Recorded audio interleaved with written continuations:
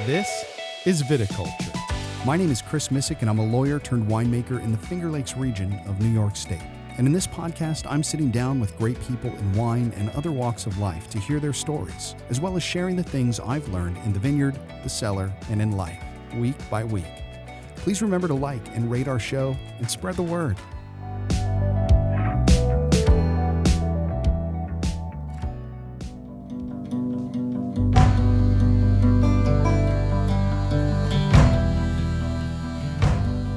While 2021 continues to provide us with warm weather, adequate rainfall, and beautiful days.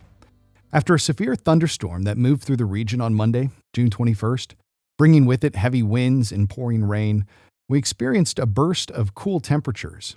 With a high of only 66 degrees yesterday, our warming pattern returns with highs in the 80s today and an expectation of 90 by Friday. Our growing degree days are moving ahead as well, with a total of 756 as of June 22nd.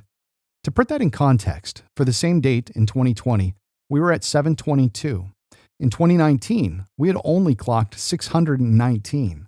And in the warm, dry vintage of 2016, we were also at 722. We are skewing slightly warmer than usual, and so far, the vineyards are looking great. Since our last vineyard update 2 weeks ago, everything in our vineyard and in all the vineyards I've seen has moved quickly through bloom, and fruit is beginning to set. Bloom is a precarious time. Grape flowers do not need to be pollinated to produce fruit, and so we aren't worried specifically about pollination.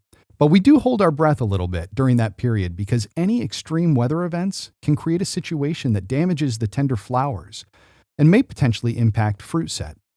Things like hail, extreme downpours, and heavy winds didn't cause us any problems this year. We're now in the first stage of berry development. This is the period we refer to as fruit set and is a period of about 2 months where cell division is extremely active as the berry grows in size. It's during this period that the berries are accumulating their crucial acids such as tartaric and malic acid and other important physiological components such as tannins. Over the next several months, we'll monitor the berry size development through fruit set, lag phase, and veraison. Everything in our vineyard is moving along wonderfully. The Chenin Blanc in particular look exceptionally strong this year.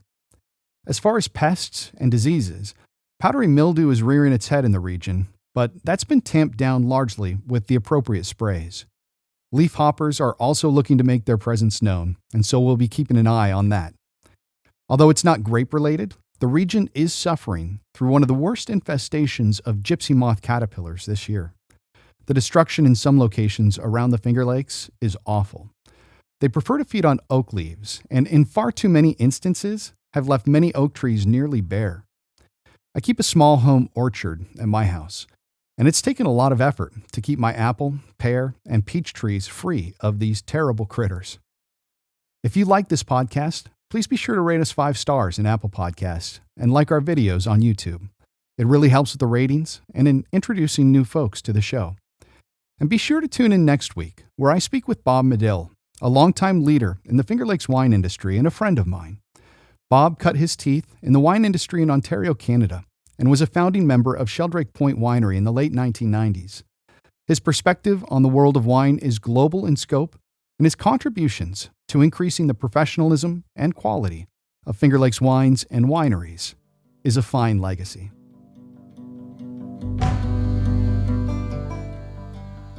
I hope you enjoyed this show. This has been Viticulture, where we share ways to cultivate a good life. Don't forget to visit our website at viticulturepodcast.com, subscribe to our Substack, where you'll get show notes, transcripts, musings, and exclusive offers, and check us out on all the major social media platforms. Thanks again for stopping by.